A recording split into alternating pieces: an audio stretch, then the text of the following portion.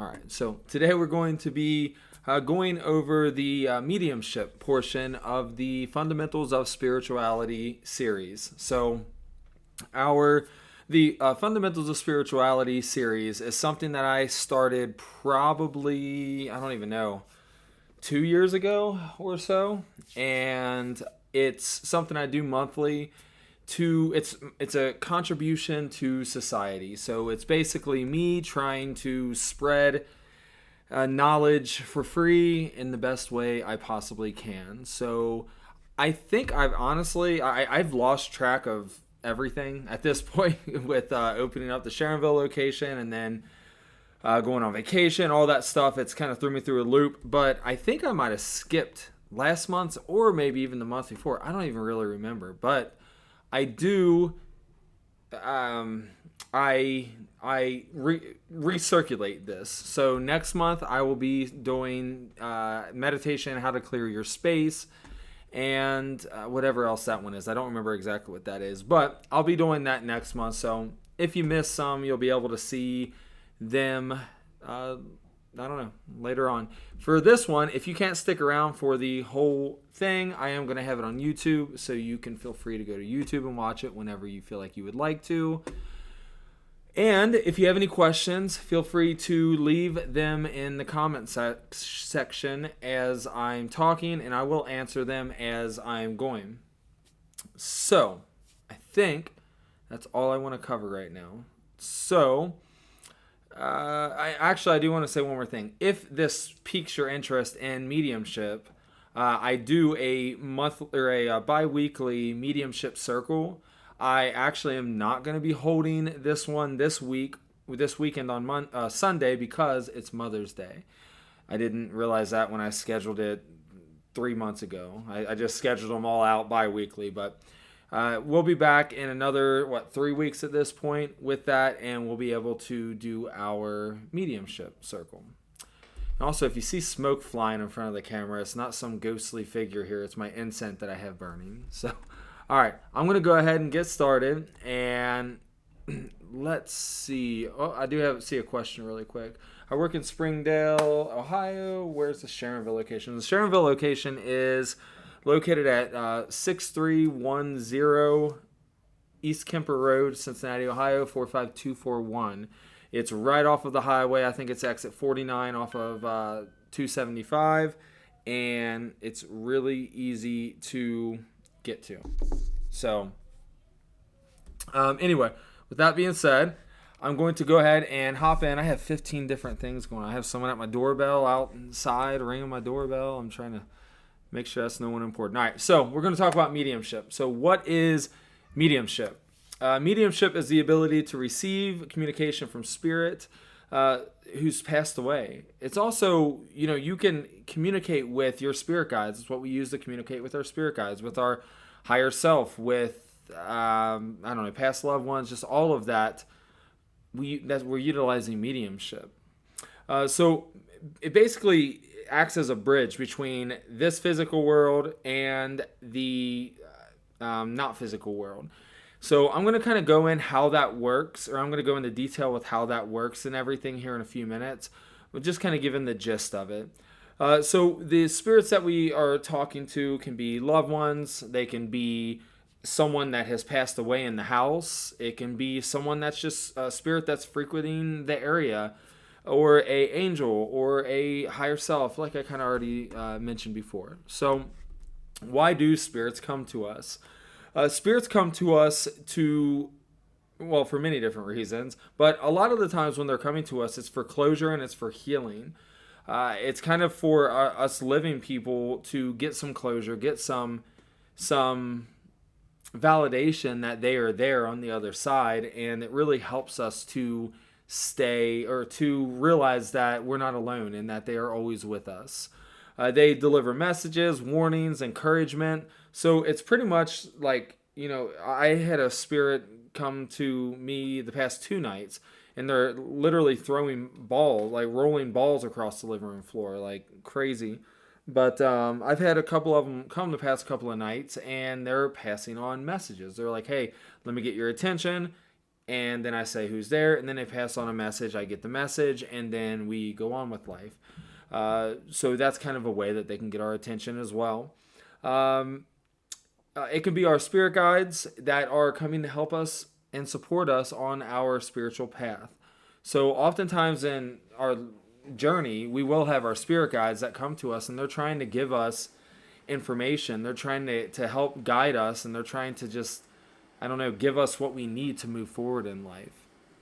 All right, and also sometimes whoever's coming just simply wants to be acknowledged or remembered. There's many times when I've been out at places that there are spirits lingering around, and they come to me, and they might even, in my beginning stages before I had good boundaries and good protection and everything, they might even follow me home. And I would start seeing this spirit, and I'm like, why'd you come home with me? Like, I saw you at the place, but why are you here now? And it'll be something along the lines of they are just wanting to be remembered, or they need to pass on into the light. So I will open up a little portal for them and help guide them to the light with the aid of Archangel Michael and Archangel Raphael. But those spirits will come for many different reasons, but oftentimes it's because they want to communicate, and there's a reason for that. All right, so how these spirits get our attention. So it can be anything from flickering lights or electronics behaving oddly. And touching on that, there was a time in my life before I opened up to this spiritual path, when I would be driving down the road and there were porch lights flashing all the time, or there was street lights flashing. Just all kinds of random things, or my kitchen light would start flashing, and it was just like, what's going on? And then now that I'm opened up, they would start to flash, and I would realize, okay, someone has a message that they want to tell me. They have something they are trying to get to me, and I would tap in and I would receive that message. So a sudden temperature drop or shift in the atmosphere. You know, we've all kind of felt this, even if you don't realize it. Once I say what I'm going to say, you might realize it if you don't. So that feeling of so obviously if you're sitting in a room and all of a sudden it gets cold, well, we understand there's most likely some kind of spirit that's there. Or if it's cold in just one area, that could mean there's a spirit there. But that atmosphere change, like when you are sitting there on your couch and all of a sudden you feel like the pressure around you has changed, almost like someone's came and just stood next to you. That feeling that you get when you're standing there and someone walks up behind you, like a real person walks up behind you, you know they're there. You can feel they're there. You can feel that pressure change. And it's the same thing with spirit. There's many times that I feel this when I'm walking and I feel someone kind of right behind me. What you want to do in that situation, you don't want to get scared, and you don't want to like run or be like, oh God, I feel like something's behind me. You want to turn around and you want to say, hey, you're too close, dude. You need to back up. And literally, that's all you have to do is communicate with them. And they may or may not listen. If they're a good spirit, they'll listen. If they're a little butthead, then they won't listen. But having that boundary and that protection is important for that. So when you feel that pressure, just trust it. Honestly, a lot of the times people will, they'll feel like there's something moved in the room or something like that, and they're just, that's my imagination. But really, they felt that change, that shift, and we kind of just have to learn how to tap into that. For example, when I notice some kind of shift, I will, with my third eye, within my whole energy, I will shift my focus to that area. So I could be looking at the camera right now, and I could shift my awareness over to standing right behind me, and I can feel into, is there a spirit there, if I felt that shift. And I could understand who's there by the impression that I get through my third eye. So anyway, a scent with no source. So this is a story I always tell, and my wife's grandpa passed away a long time ago, and we were at La Rosa's, and there was nobody at La Rosa's. It was just us. We were sitting off in the back of the restaurant. It was like 2:00 in the afternoon. I don't know. It was just a weird time, but we were sitting there, and all of a sudden we got this smell of the cologne and the musky kind of smell that her working grandpa smelled like. And it was one of those things where it's like, you don't smell this. Like, you don't smell that smell anywhere. And we're smelling it right now. And it was like a week after he died. And that was him letting us know that he is there and he is still around, and we don't have to be upset because he's gone. That's the biggest issue, is with the spirits, with people passing away, we get so upset. And it's okay to be upset, perfectly fine to be upset. And it's our human thing that we do. We get upset, but we want to bring ourselves to an understanding that they are right there with us. Like, spirits there. I tell my wife all the time, if I ever die, I do not want a traditional funeral. I want everyone to celebrate my life and their time that they had with me, because it was freaking awesome. I had a good time with everybody.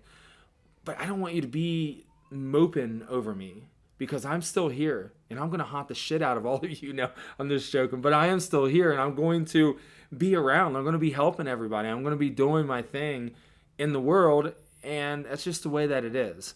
So anyway, I'm getting a little bit off topic. I have my key talking points and I'm trying to stick to them. Although I do have new talking points this time than I had the last time, and I'm trying to follow them and make them merge and sound good at the same time. So anyway, repeating dreams, so I'll just start with that actually real quick. Repeating dreams.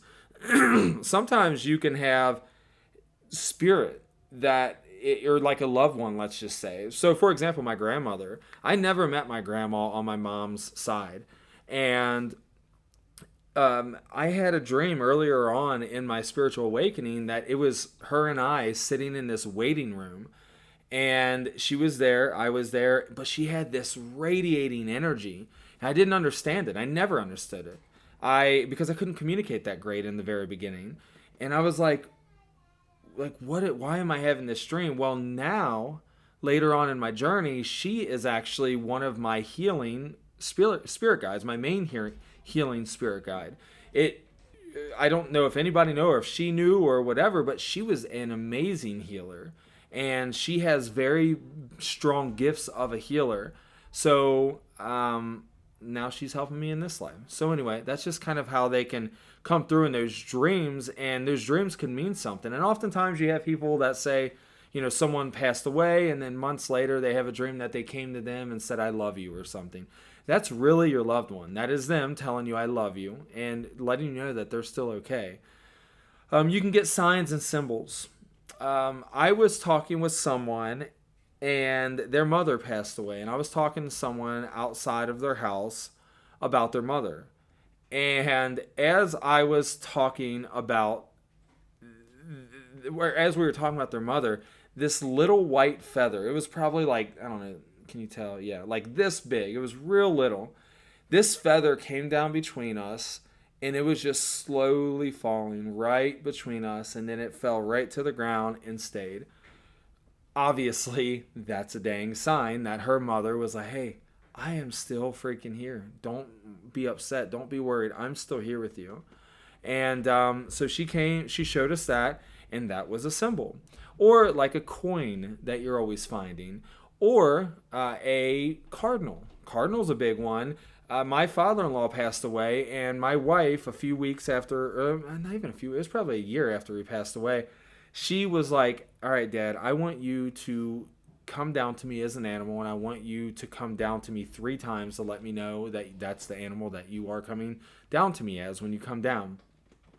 And we left the house, and there was a hawk that was flying, and we were like, oh, okay, maybe it's a hawk. Then we got on the highway. There was a hawk sitting on a pole right there on the highway. Then we got home again, and there was another hawk. And we were like, okay, that's the 3 signs. You're a hawk. Now, the amount of times that he's came down as a hawk to give me a message, I'm going to tell a quick story just because it's kind of funny. I was talking on the phone with another job. I was at my job talking on the phone to another job about working, about switching jobs, basically. And I'm talking. I'm like, yeah, I would love to come in. I'm going to, I can be there tomorrow, blah, blah, blah. And I look up from like, I don't know, maybe 20 feet away, 25, 30, I would say 25, 30 feet away, there was a stop sign that was sitting there in the parking lot. On top of that stop sign was a hawk. And as soon as I seen it, I kind of paused and I was like, whoa. I was like, what? Are you telling me I shouldn't do this? And I got that feeling that I shouldn't do it, and then it flew away. And I was like, what in the heck was that? Like, was he telling me to stay? Was he telling me to go? I couldn't understand what was going on there. So I was so excited, and I went on with the job that I was talking to.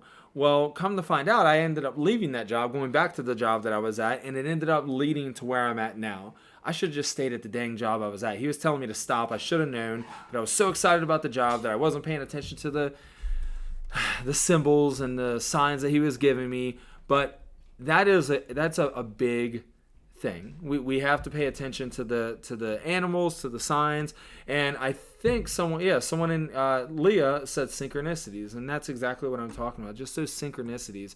And also, Leah, thank you so much. I think you sent stars. Yes, you did. Thank you so much. I truly, truly appreciate that. I really do. But yeah, synchronicities are pretty much all of what I was just talking about. It is. You have to pay attention to them because our loved ones are talking to us all the time. All right. Now I'm going to get into the different types of mediumship and kind of just go in depth with those. So first I'm going to talk about mental mediumship. Now, mental mediumship is where you are looking into your mind and you are receiving those messages from that spirit in your mind. So if I was to sit down and say, if there's any spirits that want to talk to me, come down and talk to me, and then I closed my eyes and I just went into my imagination space, that is where I connect. So with that being said, there's a difference that people see it in the mental mediumship world. So if I close my eyes and I ask for the spirit to come down to me, I may see that spirit standing in my mind.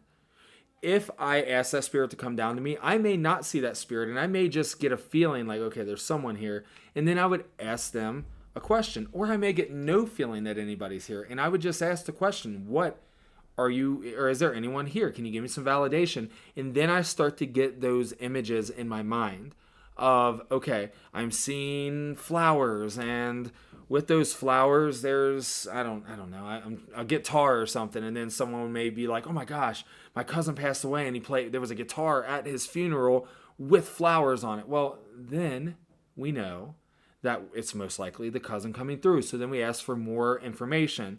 What are you like? So can you give me more? I would ask, can you give me more validation? And then try to get more images to come through. That's kind of how that works. But some people, including myself, can also see spirit like they're standing right there, like they're a regular human. Now, this is the whole thing. It's not literal like that. Like, it's not like I turn or I look over and I see someone that looks like a complete physical person. That's not what it looks like. If I see a spirit, it looks like my imagination. Now, some of you should be thinking, well, hold on, I've imagined spirits, especially when I was younger and I heard a noise or I was in a scary basement. I always imagined there was some kind of spirit over there or whatever, and that was true. There was. I can guarantee you. So when you sense a spirit and you feel like there's a spirit there most likely is.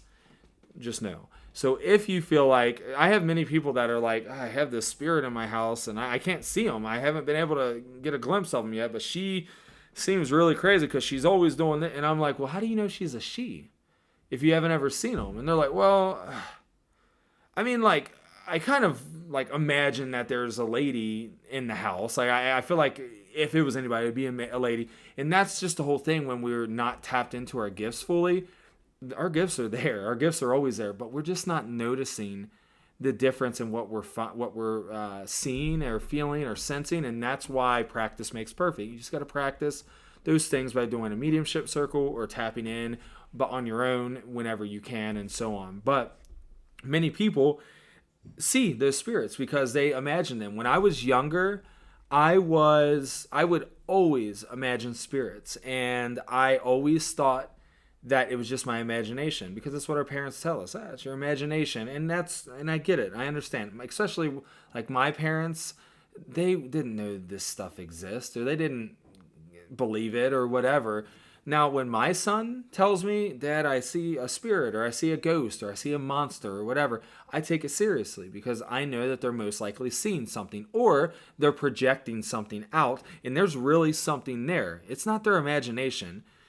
I'm to the point where I don't even think we have an imagination. I think that it's all our intuition, and we're all seeing whatever we need to see. Because if I say I'm going to imagine something standing over here, or not even something, I'm just going to imagine something in the room. Well, if I imagine something and that my energy is brought to that, then it's being made up for a reason. Like if my imagination goes to a person standing in the corner, well, there's most likely a person standing in the corner.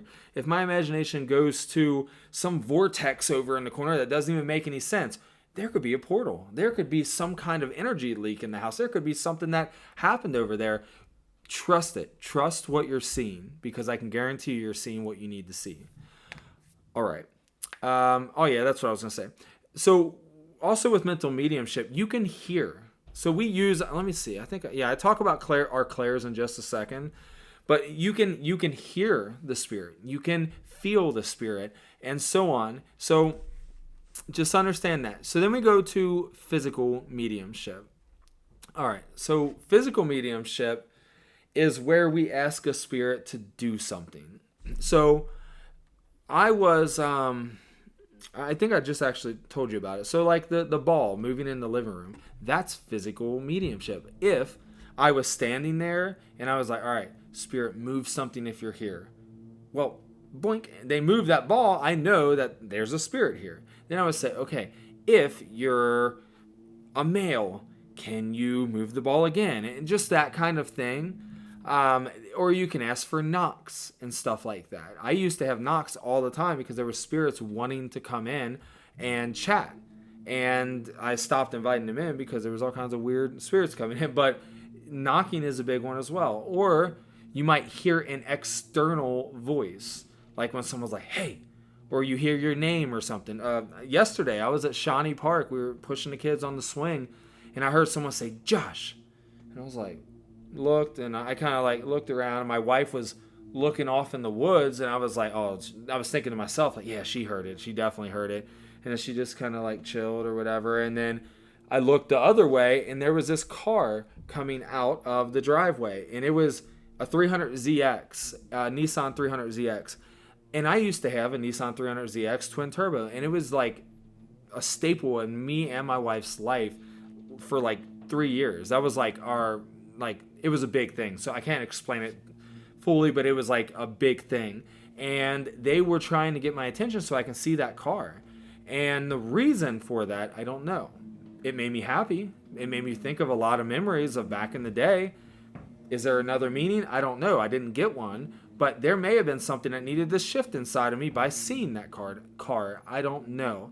But that's kind of a physical mediumship that's happening. Or if they're like just literally talking to you as you're asking for answers and stuff. And I see Carrie wrote something, and I'll look at that in 1 second after I'm done with this section here.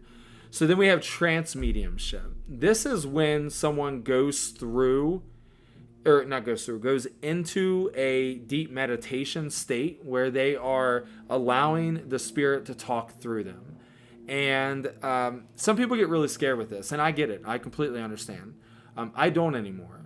I guess if it was like Uncle Tom coming and speaking through me, I would probably feel a little bit weird about it. But, excuse me, I had like spirit guides coming down and speaking through me. I have a bunch of recordings of me speaking with my guides and stuff, or allowing them to speak through me. Or I think I uploaded one to YouTube. It was Archangel Raphael, I believe, that came and spoke through me and wanted me to share a message on there. I don't even remember the message, and it was only like a month ago, but it's on there. So that's trance mediumship, and they allow the spirits to talk through them, and sometimes they'll be moving your hands. If you've ever seen Bashard, or Bashar, I think that's what it is. But if you've ever watched Bashar, his name is Daryl Anka, I think his name is, and he channels Bashar, and he is really famous for it.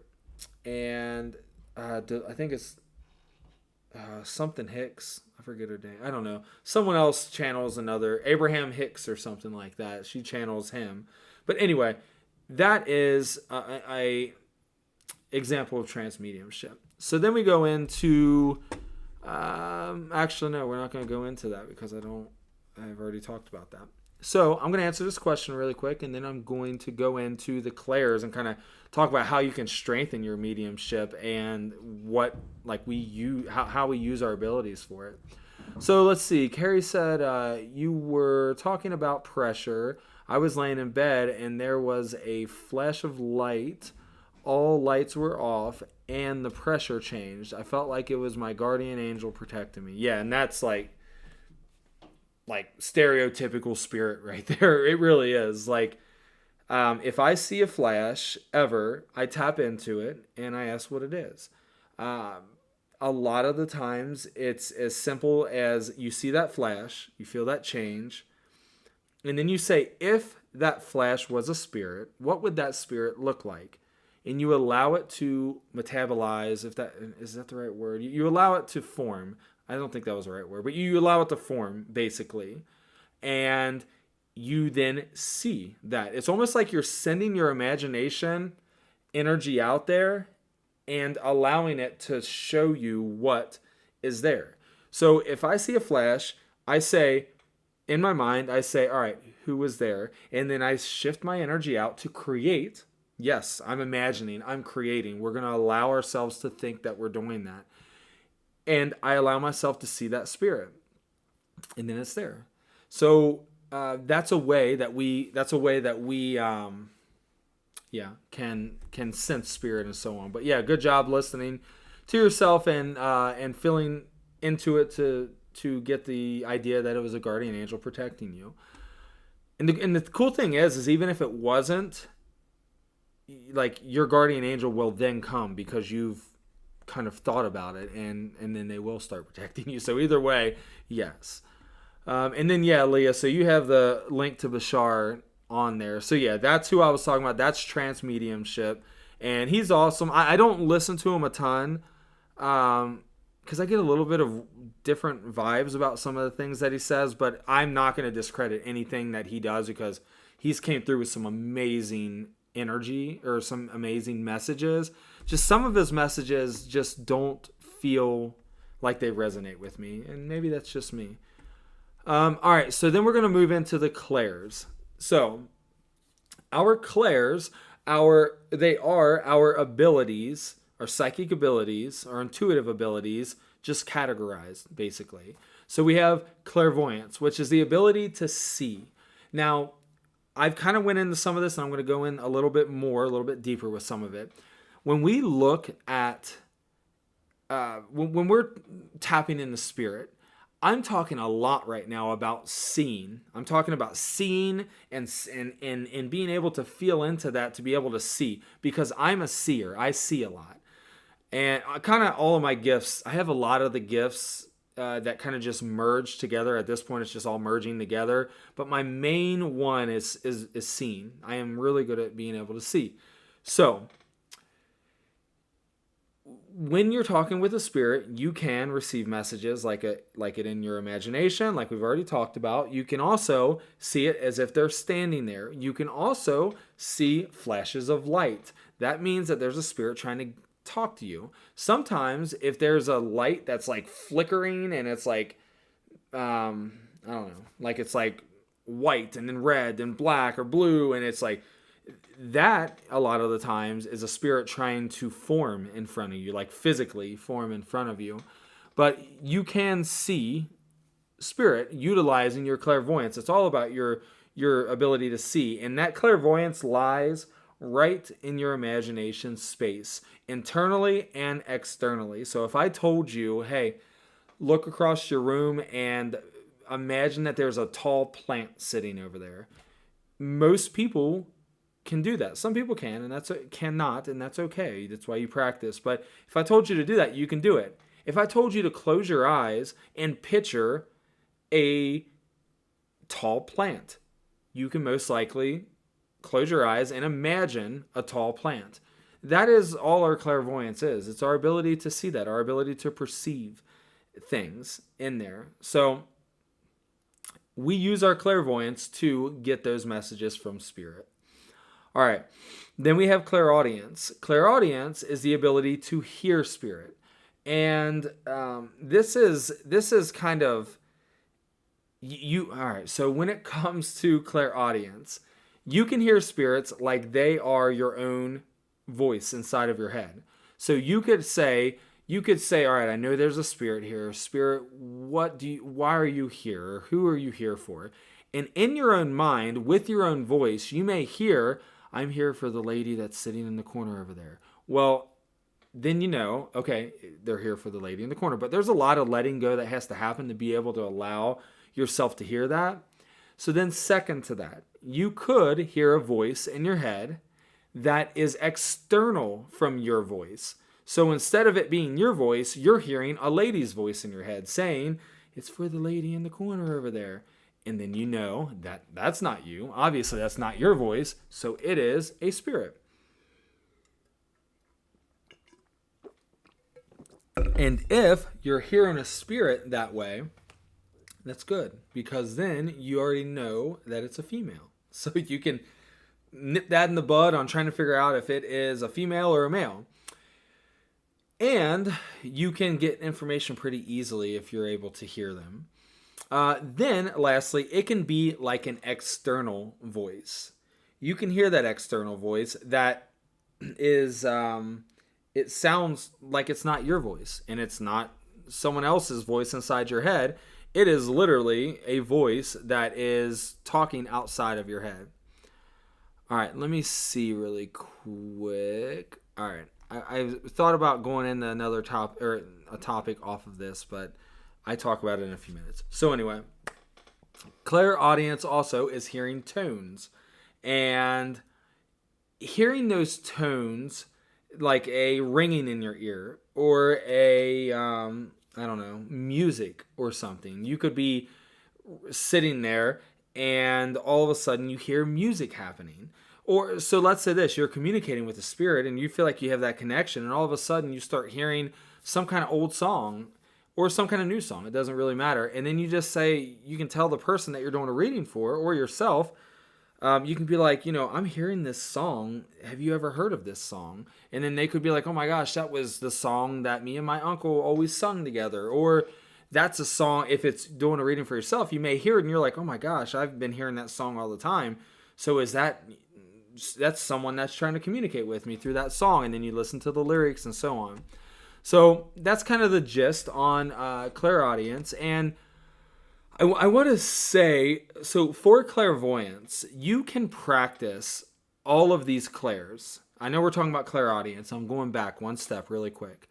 For clairvoyance, you can practice that by doing a few different techniques. I don't want to spend a lot of time going over them, but I'll plug my intuition course really quick. In the comments, there is a link to go to my courses and my online courses, and you can take the intuition building course, and it goes through each one of these clairs and gives you hands-on practice with each one to strengthen them. But clairvoyance, one of the best ways to strengthen that is to hold objects in your mind. So if I took this journal right here and I looked at it for a few minutes, and this one's kind of bland, it's black, but let's say it had leaves on it or a tree or something, and I looked at this for about a minute or two, and then I closed my eyes, and then I recall, I imagine, I bring back that image in my mind, and I hold it there. Seems trivial, it really does, and I thought that when my teacher taught me that, but it's not. It's actually holding that energy in your mind, and it's helping you to be able to, number one, hold images in your mind when you get them. So when you get a vision, you're able to hold that in your mind. Second, it's helping you to realize that space between your imagination and your intuitive space. It's helping you understand this is where it's at, because when you're recalling that journal, When you're recalling this, you are tapping into your intuitive space. That's where it is. When you ask for a message, where you're seeing that recalled image, that's where you're going to get a message too. So you're becoming familiar with that space. Another way that I like to teach is counting in your mind. So holding the number 1 in your mind for 10 seconds. So you put number 1 in your mind. You just see it. It can be drawn on a chalkboard. It can be drawn on a whiteboard. It can just be floating out there in the middle of nowhere. Hold that number 1 for 10 seconds. So you have number 1 and you go 1, 2, 3, 4, 5, 7, 9, 10. Obviously count slower, but you count to 10. Then you change it to the number 2 and you count to 10. 1, 2, 3, 4, 5, 6, 7, 8, 9, 10. Then you go to the number 3 and you hold it in your mind for 10 seconds. That is helping you to hold things in your mind as well. I'll tell you, in the beginning of my journey, when I was learning how to communicate with spirit, I would get messages and they would be like, boom. And then I'm like, oh, hold on. What was that? Hold on. You know, I knew I saw a car, but what was the and I couldn't remember any of it ever. That's important to understand, because you have those boundaries that you can set. And one of the boundaries that I set is I said, all right, spirit guides, look, I'm having trouble remembering or seeing what you're even showing me. So I started practicing. And when I started practicing, that's when I started to be able to hold those images or recall those images better. I would see that vision go through, and then I'd be like, okay, hold on. What was that? I seen this, and then I'm recalling it. That is where strengthening the way that I just said helps. So along with that, you're going to want to ask your spirit guides. Oh, actually, I told my spirit guides, I said, I want you to slow it down, and I want you to give me the same message over and over and over again until I understand it, until I get it. And they did. It was so simple, so easy, and it's so much easier now. So if I get a vision now, it's not like gone. It's like there to stay until I say, all right, I get it. And also, if you're someone that's already getting messages and stuff, and you might get confused here and there, if you're seeing a message or a vision and you don't understand it, tell your guides that. Say, hey, I don't understand this vision. Can you give it to me another way? Or can you show me another vision? You don't know how many times I'm talking to my guides and I'm getting a vision and I have no clue what the heck they're talking about. I'm like, dude, unfortunately, I don't know what you're talking about. Can you show this another way? And they will. And it's so easy. And then I'm like, okay, now I see where the other message meant. But then sometimes I'm like, really, guys? Like, why couldn't you just give it to me in this simple way? Why did it have to be that complex way? But it is what it is. All right, so then we're going to go into clairsentience. That is the, you know what, I messed up again. So now we're going to go into clairaudience on how you can practice that. I want to give you a couple of tools at least to practice this so you can open it up. I'm just going to give you one with clairaudience because this is by far the easiest, the best, and the one I teach the most. Sit down in a chair when no one's home. Or they can be home, whatever, it doesn't matter. But you're going to sit down in that chair or lay in your bed, and you are going to open your hearing. You're not like reaching out to hear more. You're opening your hearing. So you're going to take a base reading of, okay, this is what I'm hearing right now. So if I quieted everything right now, I would say, all right now I hear the deep freezer running. I hear the computer running. I hear my ears ringing, like just that kind of thing. And then from there, you say, all right, I'm going to allow more hearing, more frequency to come in. And you just let go and you allow your hearing to move further out and hear more stuff. Remember, we're not reaching. We're not trying to reach out there. We're allowing that energy to come to us. This is the cool part about it is if you do that for a week, I guarantee you're going to tap into the realm of spirit in some way, shape, or form. When I started doing that kind of that technique, I would be sitting there quiet, and then I would hear, "Oh, he can hear us now." And I'm like, "Whoa, what was that?" Like it scared me because I heard it, or I would hear like, "Well, he's not always going to be here," or whatever, this or that, and I would just hear a spirit's conversation. And I didn't realize at that time that I had a bunch of spirits in my house because I had this portal open, long story. But it was, I was hearing it. And that is how you open your mind, open your hearing to be able to communicate. Then we look at clairsentience. So clairsentience is where it's the ability to feel. So we're able to feel into, or we're able to feel others' energy. A lot of people that are highly clairsentient are very empathic. We're able to feel the spirits and so on. Now, this is something that I want to make clear as well for all of you to just make sure that you're aware of. So when you get into mediumship, one of the most common things that happens is people start to feel how someone died, or they start to feel an ailment that someone felt when they were dead. I do not want that. So I told my guides, I don't want it. There was earlier on when I was giving a reading to a girl, and all of a sudden I asked the guy, or her grandpa that I was talking to, I said, well, can you give me some validation on how you died so I can validate that for her? And I started to have this pressure in my chest and this pain in my chest. I could not breathe that easily. And I was like, holy cow, like, if this is him, that sucks. If it's not, I'm dying. And it was just not good. And I told her what I was feeling, and she said, oh my gosh, yeah, my grandpa passed away of like lung cancer or just something like that. And I was like, okay. And then that pain went away. And I was like, never again do I want to feel that. But clairsentience can allow you to do that. You can also ask your guides if you wanted to feel stuff to give it to you a little bit less intense. So you can say, give it to me a little bit, not a lot. I just said that I want to see how they died. I don't want to feel it. So I just see it, and it just kind of comes through to me, and that's just how I do it myself. Ways to open up your... Oh, sorry, I forgot. I want to mention this as well. Emotions. So if you're connected with someone and you're talking to them, you may get a feeling of this person's really, really happy. And you may say something to the person. They could be like, this person was the happiest person ever. And they, it was never a day that they weren't happy and blah, blah, blah. And that could just be some sort of validation that they're there. Another thing is cues from your spirit guides, which I'm going to talk about in just a second. But you may get when there's a spirit that wants to talk to you, you may get a little tap on the shoulder, or you may get a little tap. Like mine is a tap on my head. And then I say, all right, who's there? And then I go into it. But you may feel physical sensations like that. And you can strengthen your clairsentience by allowing yourself to open up and feel. So start feeling heat, like fire. Put your hand around fire. Wave your hand in someone that is allowing you to wave your hand in. Their energy, and feel their energy.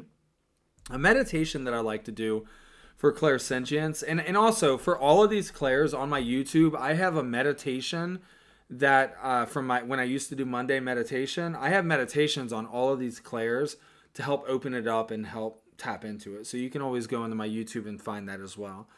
But I like to visualize a ball of bright white light in my chest, and then I see that ball growing and growing and growing until it goes out. And it starts to fill the room, and everything starts to disappear in that white energy. And then I allow myself to keep expanding until there's nothing. And it's just me in a white void. How does that help your clairsentience? I don't know. But it does. Because that is a meditation that I was taught. And it really, really helps my clairsentience, because I think what's happening is you are expanding your energy and you are merging with everything, and it's allowing you to really open up and be able to feel. All right, then claircognizance. This is the ability to just know things. So you may go into a reading and you may be like, all right, I see a guy and I just know this guy is your dad. So you tell the person, I know it feels like it's a dad, and they're going to be like, oh my God, yeah, my dad's passed away, whatever. Or I just know that this person was a heavy smoker, or I just know that they were just always making jokes or whatever. That's your claircognizance. That's your ability to just know. One of the best ways to strengthen this is to pay attention and trial and error. So when you feel like you shouldn't do something, listen to yourself and don't do it. But if you do, even though you knew you shouldn't, and you do, and it turns out bad, you need to journal that down and remember that, because you need to remember those feelings between there of good or of I should or I shouldn't, yes or no. You want to pay attention to that because you will figure that out quick. Okay. So then I'm just going to briefly touch on these last two. It's Claire Alliance and Claire Augustins. Claire Augustins. So Claire Alliance. I say Claire Alliance. It's Claire Alliance. It's Claire Alliance. I don't know which one it is, but I say Claire Alliance. But it's probably Claire Alliance. Who knows? Either way. And it might not even be either of those. But these are less common clairs. That one is smelling. That is the ability to smell. That story that I told earlier about my wife's grandpa, that was Claire Alliance. And then Claire Augustins is the ability to taste. And that's if you're talking, if you're like communicating, you're like, man, I'm tasting cheesecake for some reason. And then the person's like, oh my gosh, they like love cheesecake. That's just kind of a way that we can communicate as well. So I have a couple of comments. I'm just going to read those really quick. So I've experienced both. Awesome. That's really cool. And then one of my spirit guides hit me on the back of the head like an old-time parent or grandma would. That's hilarious. Yeah. Our guides, man, they'll do some stuff. There's so many times when I'm like talking to someone and I'm like, yeah, I'm really thinking about doing this or getting into this, and then all of a sudden I feel a push in my back, and that's my guide saying, you need to go, you need to move forward. But yeah, our guides will definitely do things like that. All right, so practical uses of mediumship. So like, what are we using mediumship for? Yeah, it's cool, we can do it, but what are we going to use it for? And grief healing. I am telling you, there is not any better way for someone to, there might be, but it's a really good way to help someone that is grieving the loss of a loved one. If you can go to a medium and they can be a true good medium, you're going to get so much validation, and there's not going to be any doubt in your mind that that person that has passed away, that they're not there. Like, they're there. They're there. And they're telling you the name maybe, or they're telling you exactly what they look like, or exactly what they said to you one time in your bedroom that no one else has ever known, or whatever. That's how mediumship works. And then they bring through those messages of, I know you weren't there in the end, but I understand, and it was okay. I saw you trying to get there, or whatever. And it brings through those calming, understanding messages that spirit has. Because for me, I know about spirit. Like, it doesn't, like, there's no doubt in my mind that spirit's with us all the time. Like, I know that.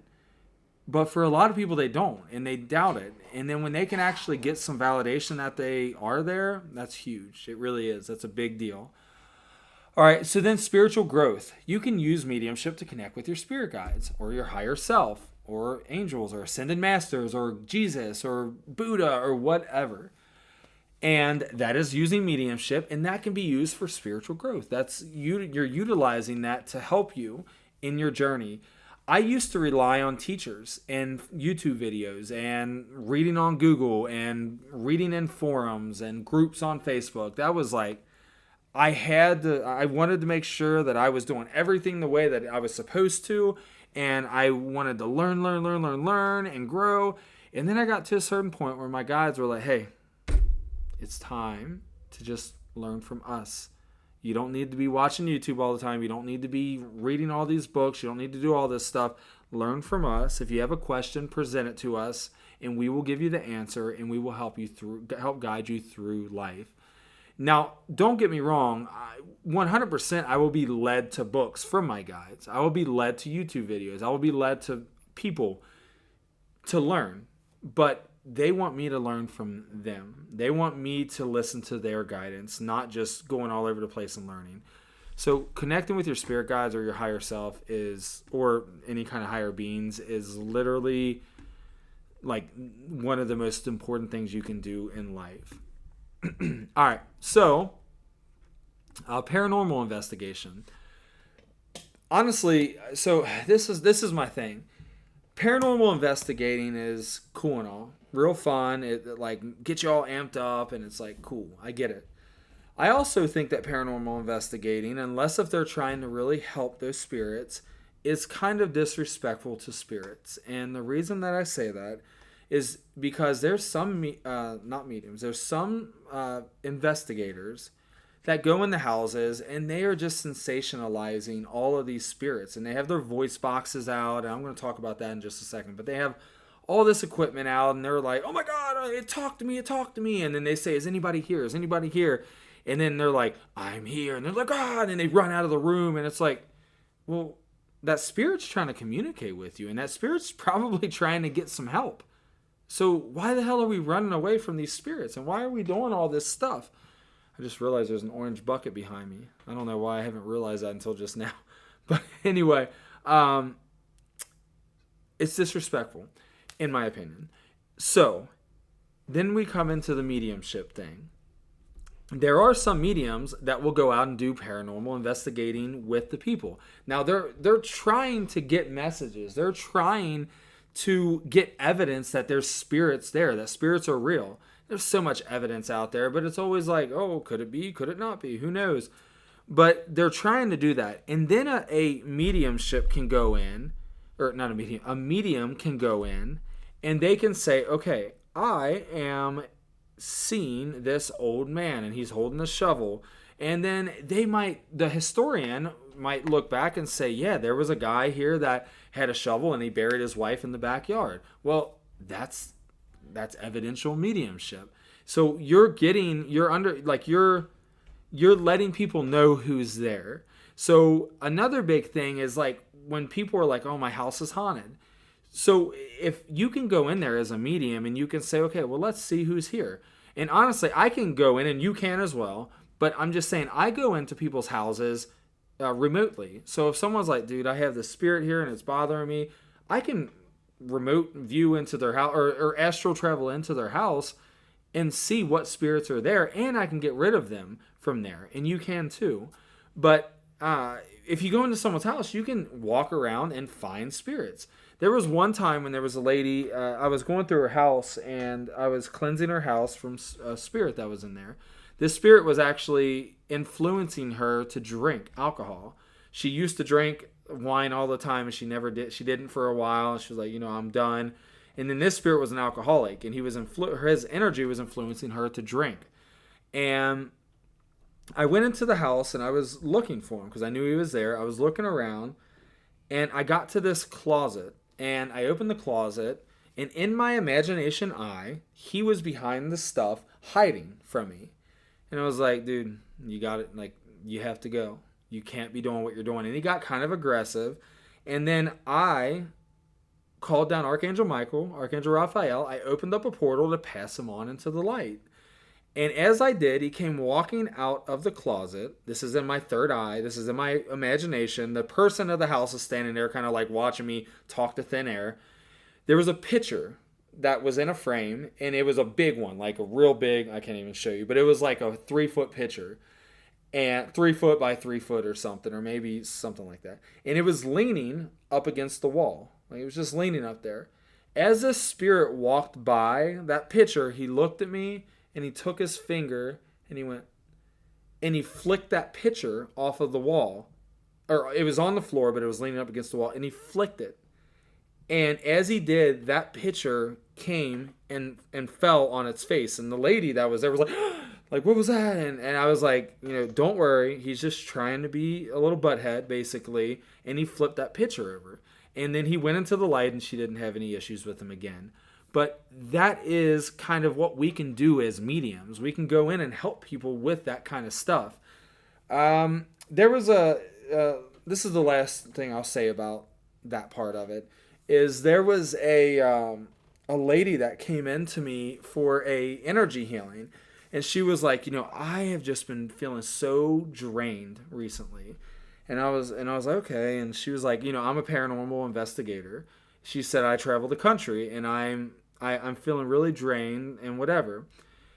So I went in and I was getting ready to do the healing, and I always open up my mediumship in the beginning of a session to make sure there's no attachments or anything.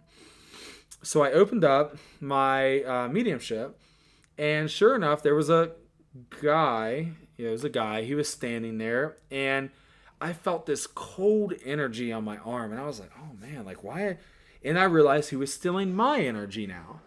And I was like, whoa, dude, like, what are you doing? You can't steal my energy. And I was also like, guides, how are you letting him steal my energy? I did protection. We have our boundaries. We have this, like, agreement. No one's allowed to do this. And they were like, we need you to understand. And I looked at him and I realized he's not trying to steal my energy.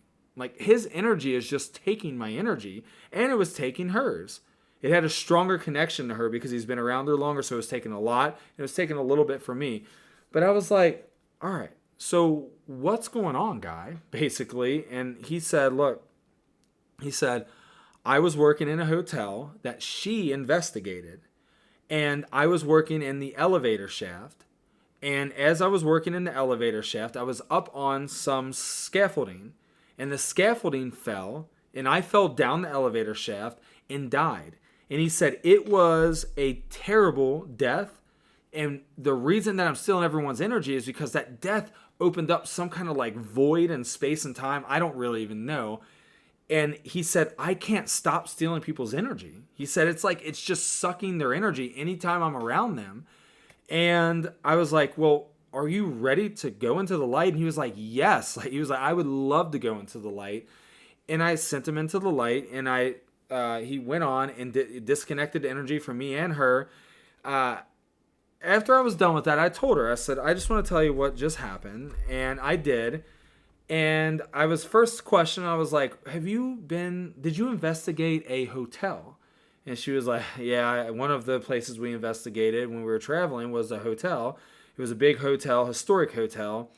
And yeah, so I was like, okay, cool. I said, well, there was a guy that's stealing your energy, and he died in the elevator shaft by falling from some scaffolding.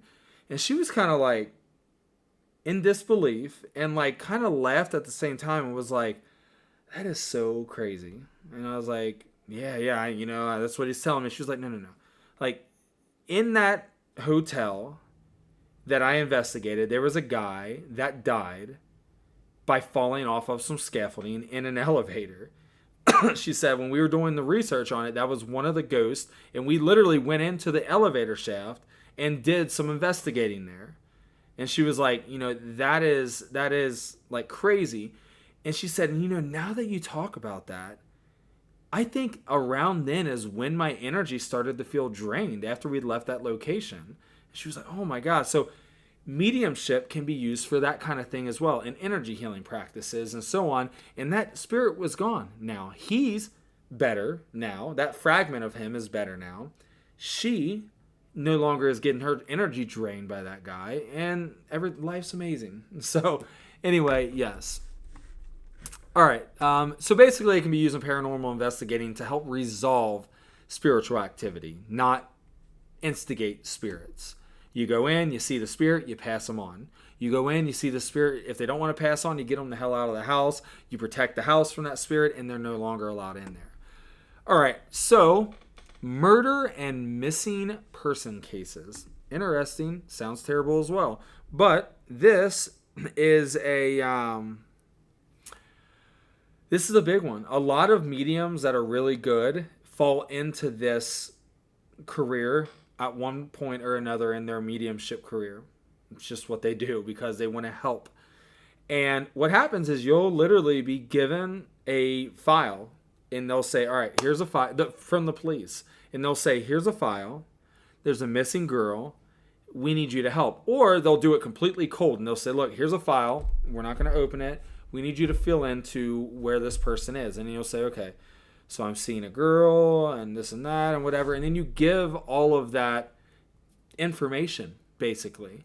And so when you're doing that, you're tapping into your ability to see spirit just in general. Now, when you're doing a murder file or case or whatever, you may see the murder happening from that person's point of view.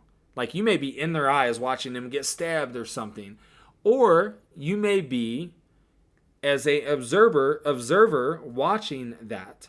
Or you may be able to talk with that spirit. This is what I'm really trying to get at, is you'll be able to talk with the spirit and ask them, where are you? And they may say, I'm dead. Or they may say, I'm trapped in a basement in this area or whatever. And there's been many missing person cases that have ended up with the person being found because of a medium. Now, this is the point here. You're alive right now. If you're watching this, you're alive. I don't know. There might be some spirits watching this. If there is, you're alive in some way. But you're alive. Your spirit can come and talk to me. There was a teacher that I had one time, and every time I would try to do anything with negative spirits and stuff, she would always pop into my mind, and she was acting as like a guide. I would see her there, and she would guide me through the process. But she was also my teacher to help me deal with that kind of stuff. So I asked her about it, and she was, oh yeah, our souls can travel and help each other out and so on. And you can use that with mediumship, and you can help find missing people or help find a murdered person's body or help understand what actually happened to that person. All right, so basically it's just closure, insight, and healing when it comes to mediumship. So, Cindy, you said beautifully presented. I really appreciate that. Thank you so much. I truly do appreciate those kind words. Makes me feel all good inside. Thank you. All right. So, tools for tools for spirit communication that we can use. EVP recorders, which is electronic voice phenomenon, is what you're trying to pick up on voices. Is what I'm trying to say. So what you'll do is you'll take a recorder and you'll sit it out in a room and you'll say, if there's any spirits here, talking to this recorder, and then you be quiet or you leave the room or whatever, and those spirits communicate through that device. And you can hear tons of recordings. I mean, you can look it up on YouTube. You can watch a ghost hunter show or whatever. You're gonna see or hear the recordings on there. Some of them are freaking creepy, and some of them are like, whoa, that's amazing.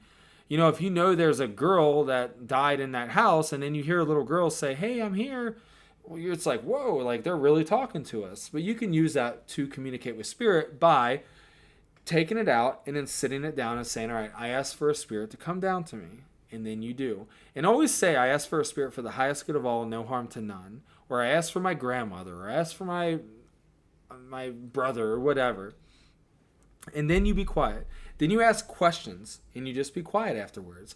And then after you're done, you'll just listen back to that recorder and see if you get any communication on it at all. Spirit boxes. Basically, a spirit box, and I don't know a ton about this, but spirit boxes, sometimes they'll have like white noise playing in the back, or they'll just be a box or a device that picks up on different radio frequencies, and then it uses those to communicate through to you. So you may just be sitting there and all of a sudden you hear a song playing that popped through for a couple of seconds and then it goes away. And then you hear, that's my favorite song, and then it goes away. But like, it's picking up from actual real life frequencies that are happening in the world, and it's presenting those through to you. There's also some that use like some kind of coding or something that the spirit sends their energy into that device, and it comes out a word. There's actually apps on your phone that you can use that are actually pretty accurate, I believe. Let me see what this one's called that I have. It's called Ghost Tube. It's one word, like YouTube, but it's Ghost Tube. You can use that, and I was using it, and it was, I don't know how accurate it was. I don't know how real it was. I don't know if they're faking stuff. I didn't get any crazy validation, but I did get a couple of good validations with things. All right. So then pendulums and dowsing rods. with those, so a pendulum, you can, I don't have my pendulum down here, but you can take a pendulum and you can hold it. I hold it like this. So the pendulum would be dangling right here above my hand. And I would ask for a spirit to come down to me. And then I would say, is there a spirit with me? And if that pendulum's going in the yes direction, I guess I should back up. You would take the pendulum and you would ask, what is the answer to yes? And it would go back or up and down, let's say. Then you ask, what's the answer to no? And it goes back and forth. So you know what the answer to yes and no is now. So you would ask that spirit, or you would ask you would ask for a spirit to come down to you, and you would say, is there a spirit here? And it's either going to go yes or no. If it says yes, then you can say, okay, is this spirit a male or a female? Or I'm sorry, is this spirit a male? And then it would say yes or no. Is it a female? Yes or no. And then you can go through and say, are you related to me? And it will go yes or no. And you can narrow it down to who that person is. There's also grids that you can use with pendulums where you can spell out like names and stuff. It's literally like a Ouija board, which I don't like Ouija boards. But you can utilize that. And what was that? Oh, yeah, dowsing rods. You can use dowsing rods to get answers as well. Dowsing rods are usually used to find water. But you can use those and they'll cross. Like they'll be sticking out like this. And then when you say, like, is there a spirit here? Well, that means yes. Is it a male? And that means yes. And they just kind of cross, and you can use them that way. So you can use those to ask questions to spirits. And then automatic writing. You can get a piece of paper and a pen or a pencil, and you can write down and say, I want a spirit to come talk to me. And for the highest good of all, no harm to none. And then you can say, what is the spirit's name? And then you just start writing, and whatever comes out, comes out. That's the spirit's name. And then you would ask, what are you here for? And then you write that out, and so on. You just kind of go through it that way. Yeah, you can use automatic writing. Make sure before you do any of this that you understand what you're doing, and that you understand how to protect yourself, how to set boundaries, and that you feel confident and comfortable doing all of this. Don't do it if you don't. And come to my mediumship circle if you need practice. It's open to everybody. I'll talk about that more at the end, though. All right. Where was that? All right, meditation and breath work. So that just helps you to receive, but you can go into meditation and you can literally just ask for a spirit to come down to you and start getting your intuitive hits, basically. All right, so now I want to talk a second about spirit guides and gatekeepers. All right, so spirit guides, what are they? I have a whole video on spirit guides, so if you want to know in depth, go watch that on my YouTube. But in short, they are beings, spirits that are coming down here to help us in life with many different things. They're helping guide us, helping us to learn, helping us to get urges and see synchronicities, all that stuff. Gatekeeper guides are a guide specific to mediumship. So if you're going to do mediumship, it is important to to build a good relationship with your guides. By building a good relationship with your guides, you will then be able to utilize them for communication.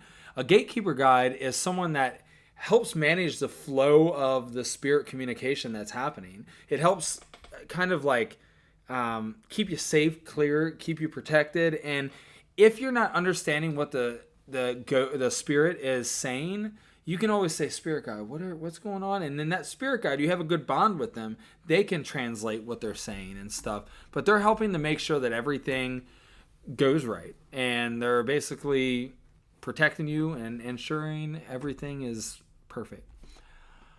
All right, so how to build a relationship with your spirit guides. Talk to them daily, even if you do not hear a response at first. Just talk to them.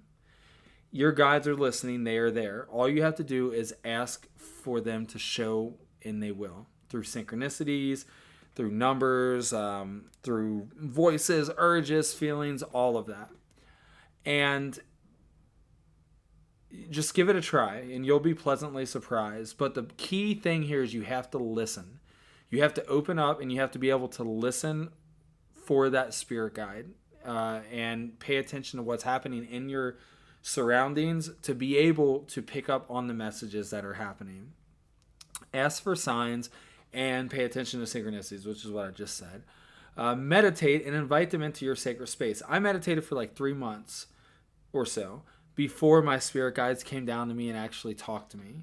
I was meditating every night, every single night, and I would ask my spirit guides, I would say, Spirit guides, I ask for you to come down to me. And then I would just go blank. And one night, after about 3 months, I had this Egyptian woman appear in my vision, like my imagination space. And I was like, oh my gosh, that's my spirit guide. And I got so excited that she went away. Like I made her go away because I lost track. Then I was like, okay, not going to do that again. So the next time I said, next time she comes, I'm going to be calm. So I was like, please come, please come. And about another 3 or 4 days later, she popped up again. And I stayed calm and I was able to talk to her and get information from her. But it does take time and persistence to get your communication with your guides. But one quicker way to do it is to go in the meditation and create a sacred space. This sacred space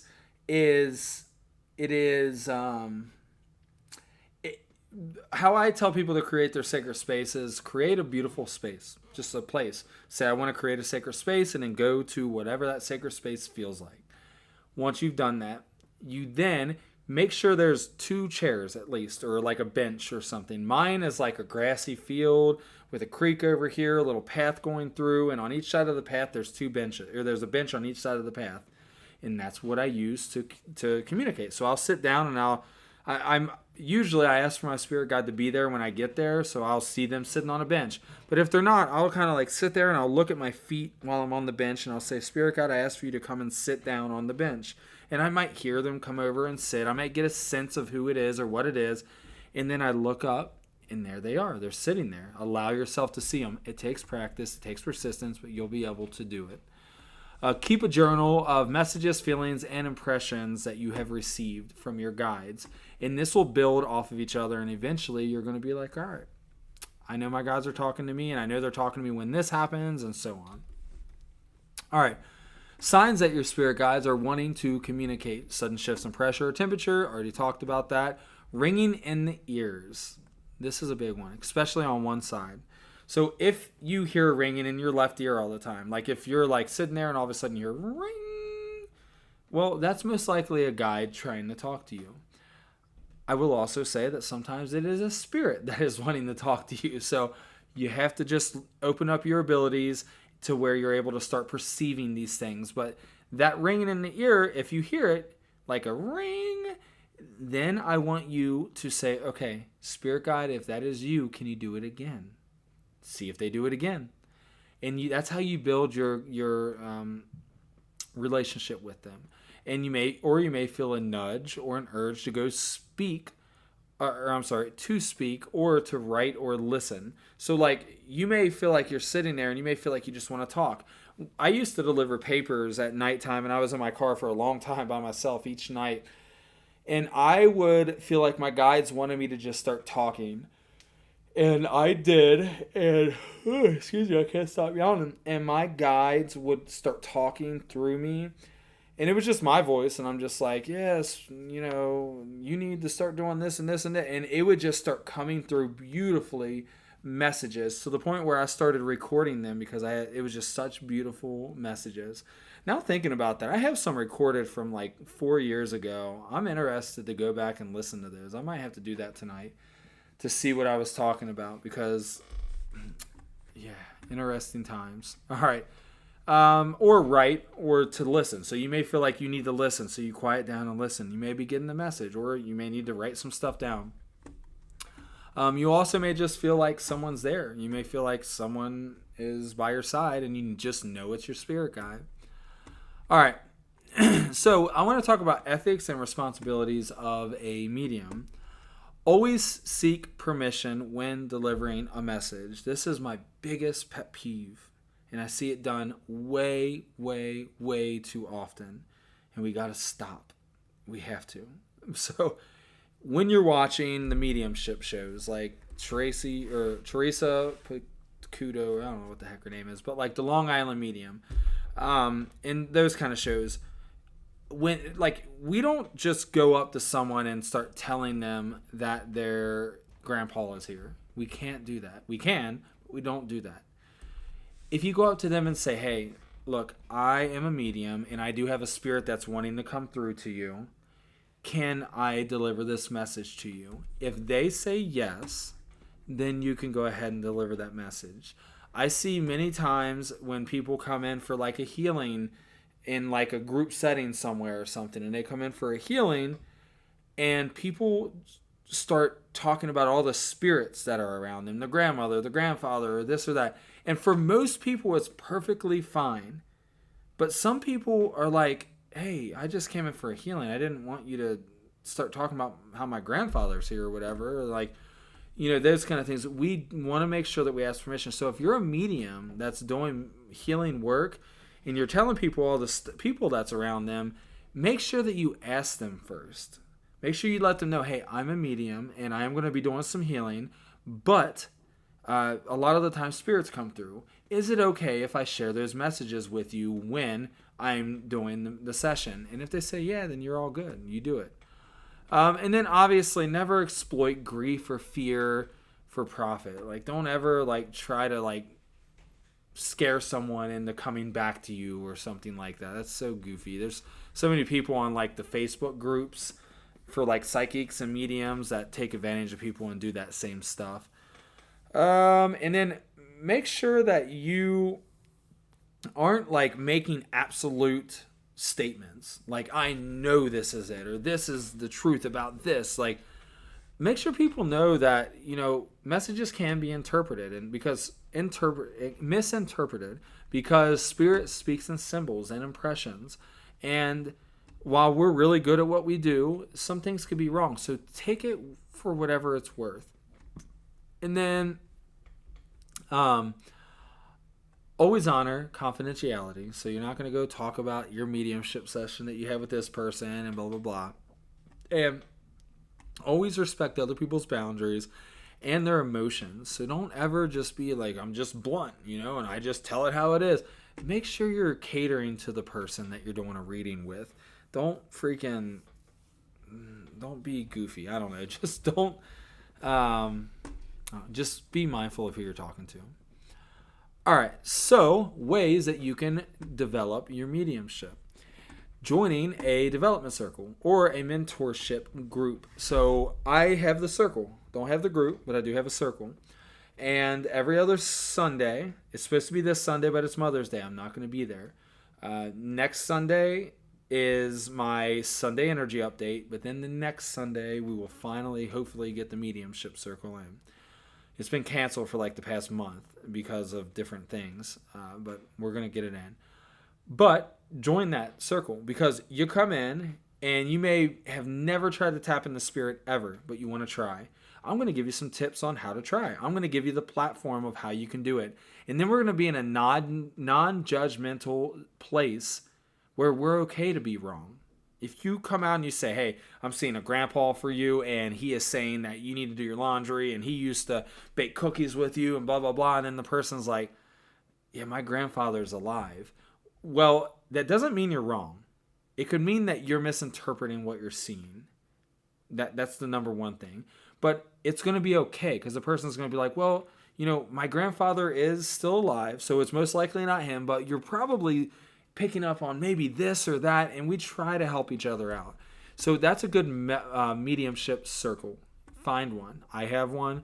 I don't know of any other ones in the tri-state, but I have one. So if you find another one, go to that too. But that's how we that's how we strengthen our abilities. And then if there's like a mentorship group where a teacher meets with people once a week or something to help them grow their mediumship, that's available as well. Practicing visualization, journaling, and dream work. And learning how to ground, shield, and clear your energy. That's like number one. You need to learn how to do that. And I have many videos about all of the stuff I just mentioned that you can watch to help you through that. And then always call in protection and set intentions before any sessions. So when you come to the mediumship circle, we set intention, we set protection. We do protection around the whole room, around the building, around ourselves, and we set the intent that we only want the highest vibrational beings and only people that are for our highest good and no harm to none, and a loved one of the people that are in the building or in the room, basically. Okay, so if anybody has any questions about anything, feel free to ask any questions now, because I'm about to be done with this session, or with this freaking talk, whatever we want to say. But I want to give you a chance to ask any questions. In the meantime, I want to give a couple of announcements. Every Monday from 6 p.m. until 8 p.m., I hold a spiritual discussion and and a healing circle. Feel free to come. It's awesome. We talk about some spiritual stuff, have a great time, and a bunch of awesome people there, good supportive community, and then we do some healing. So if you're not a healer, that's perfectly fine, but I will stand up along with anyone else that wants to do healing, and we go to each person, place our hands on their shoulder, and send healing to them. There's also another healing circle that I don't host. Melissa does. That's on Tuesdays, 6:30 to whenever. But it's just find yourself a good community. Other than that, in the comments, there is a place where you can donate.